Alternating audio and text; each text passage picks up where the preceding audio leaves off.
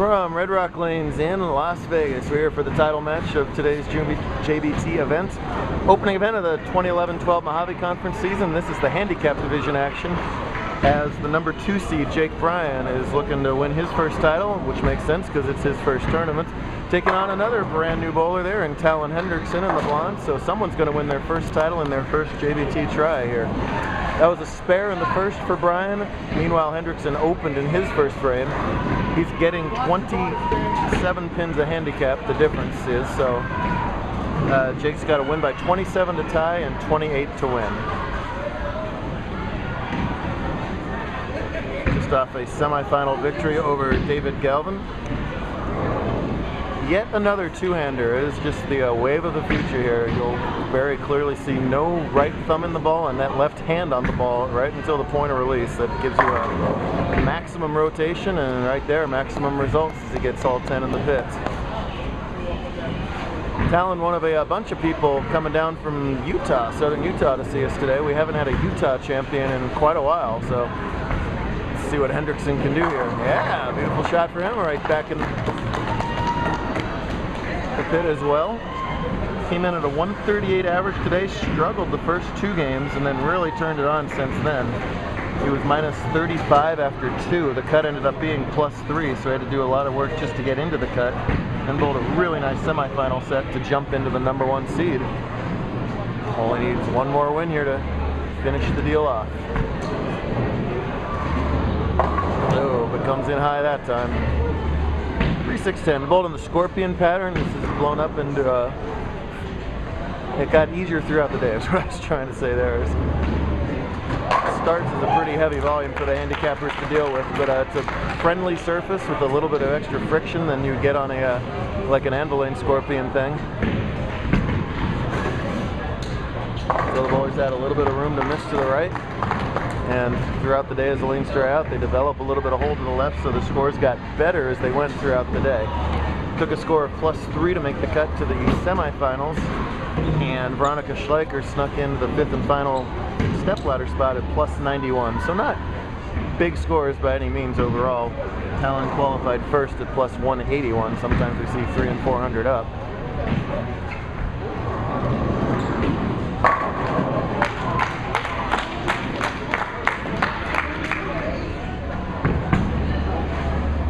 Way to left that time. Wow, and a perfect example right there is that ball was way left to target that time, and it just sat there in that puddle of the oil at scorpion left, and he gets his double. Jake from the Phoenix area, so drove a long way to bowl your very first tournament. He was intending to bowl up at Cliff Castle last month, but he took a pill for a cold. Took a pill for a cold, and it was the wrong pill, and he ended up in the hospital the next day. So usually I don't give credit to excuses, but hospitalization is an acceptable excuse around here. So glad he's doing well, and took the right pill this morning, whatever he did, because here he is bowling for the title. That time it doesn't hold on for him, and he leaves the same 3-6-10 that his opponent did. Meanwhile, and I know you're going to catch this on another tape on YouTube too, but we are in the middle of history over here on the right, as Zakatori came out with 835 his first 3 stepladder matches, and has the front 6 again. Meanwhile, poor top seed Jordan Ferrer now has strike spare 5-bagger, and that 9 spare he left in the second may have already cost him the tournament. Yes, this really was scorpion to begin with. It's a lesson in the pattern not being the only factor that affects the scoring pace. I'm sure they're talking about that over in Scratch right now, as I have my A team doing the recording right now, so definitely they'll be talking about that, I'm sure. Meanwhile, here comes Talon, and Talon likes the right-hand lane. It's been a while since we had a Utah winner, like I said, but I know for sure in over 900 tournaments we've never had a winner named Talon before, so it's going to be a very easy article to write if he wins with all the Talon puns I can use here. That's a Tory for 7 on the right. Yeah.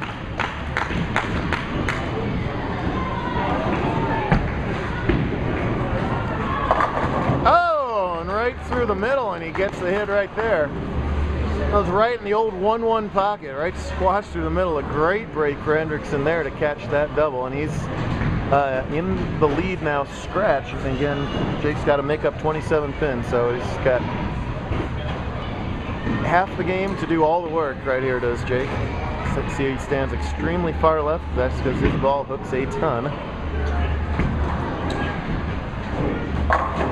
And that ball really did hook a ton right there, out of control to the left, but nice break to only leave the 5-pin. Here's Zach. I just can't resist catching some of this front 7. Oh! The wobbly 10 ends his string at 19. The other Zach is beside himself.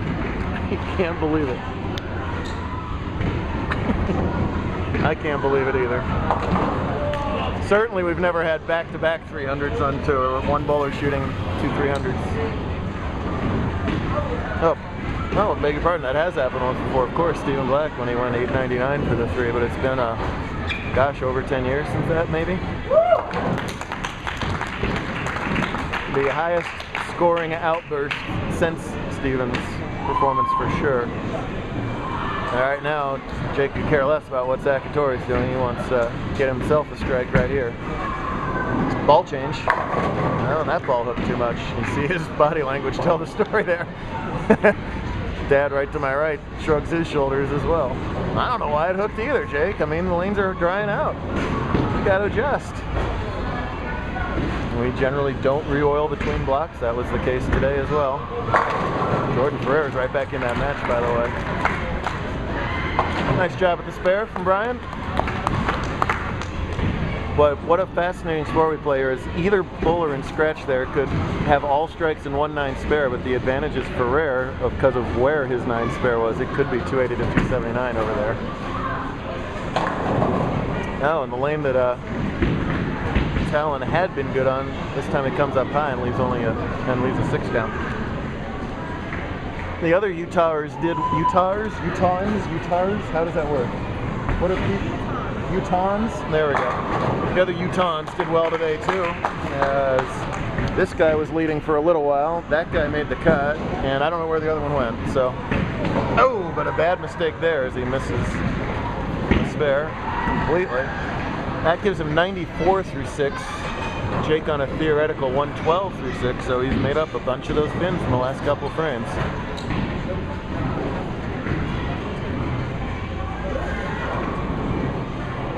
All the pressure back on Hattori over there. I'm sure you watched the other video for the direct feed, if you will, of the scratch match. Way further right. Wow, and did that ball come back? My goodness. Earlier on in the day, that ball would not have sniffed the head pin. By the end of the day here, there's a lot more friction to the right than there was. He gets that ball to hook back. And a much needed strike for him there in the 7th frame. No, Bryan working on a spare. You always got to be careful when you're working on those spares not to drop the count. So he's switching back to what I thought would be the more aggressive ball. That looks slow to me. Yep, goes left. Crashes through the middle again. A lucky break to only leave a single pin there. That could have been anything. 10th frame for Hattori over here. That time the 10-pin falls. If he gets all 3 in the 10th, Ferrer will need all 3 in the 10th to win by a pin. Who would have thought that we'd have one of the highest scoring matches of all time on today's lane condition? Cut was -40, was not a score fest. Tries the one-handed backup ball at the spare, and again his own body language tells the story there as he slides back to the right. I hadn't seen him shoot a corner pin before. Some two-handers keep it two-handed. Mark Meyer says on the spare. The other two-hander, James Hawkins, throw it one-handed on the spare. I like the one-hander, quite honestly. But not the shot he wanted right there as he gives some pins back. 10 in the pit again for Hattori. Puts him in the 270s. But it's still a question where it'll be enough over there.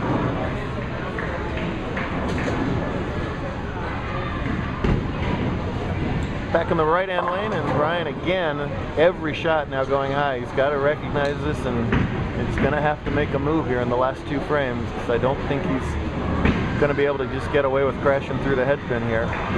Hendrickson looks okay for him there. Huge fill ball for Hattori. Oh, doesn't get it. That could be a crucial pin over there. 278. So 836. When you add 278 onto it, 10, that's over 1,100 for 4 games, and that's a bad miss for Jake right there. Uh-oh. Back-to-back open frames for Bryan, right when he was carving into that handicap difference. And a huge opportunity for Hendrickson. Jake, do something.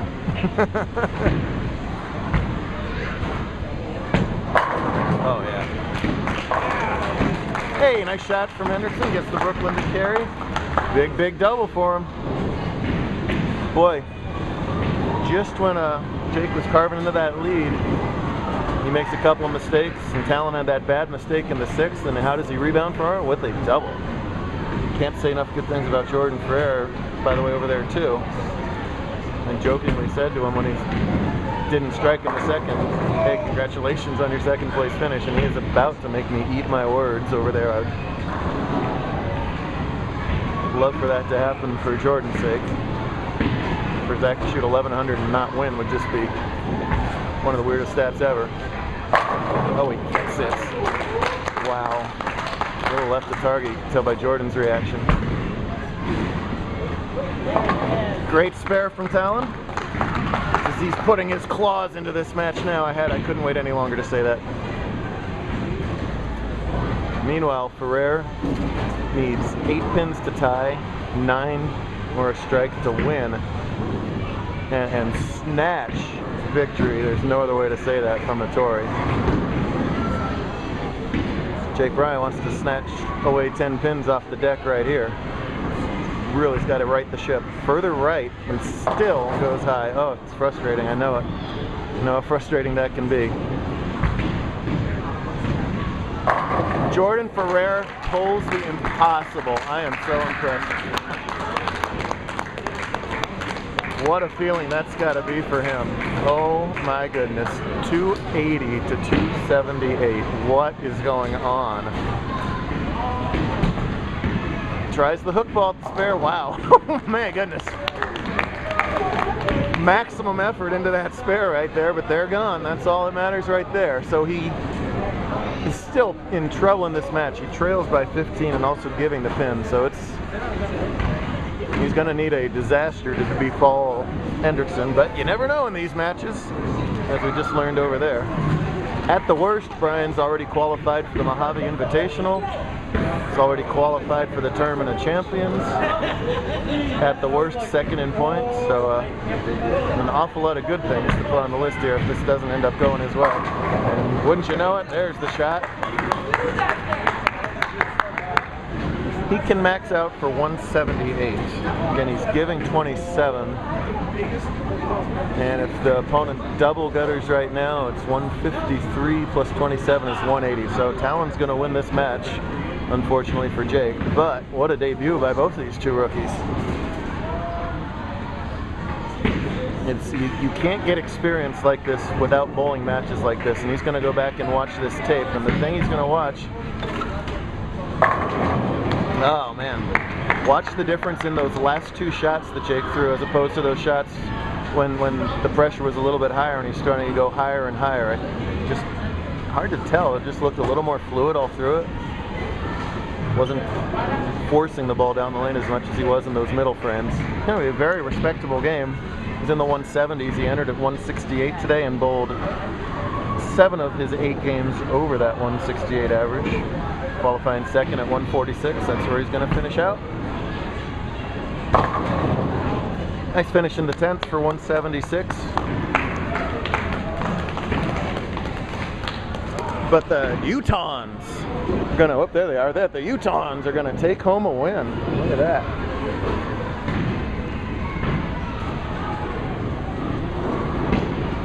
Hurry up, Talon. Only got 30 more seconds. Yeah, finishes in style.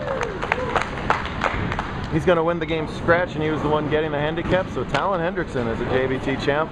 Make sure you watch the rest of those videos. Watch the rest of the scratch videos today, too, from this pretty historic day. We're off to an exciting start in Mojave and anywhere else on tour, too. We'll get one last shot in here before we hit our 15-minute cutoff.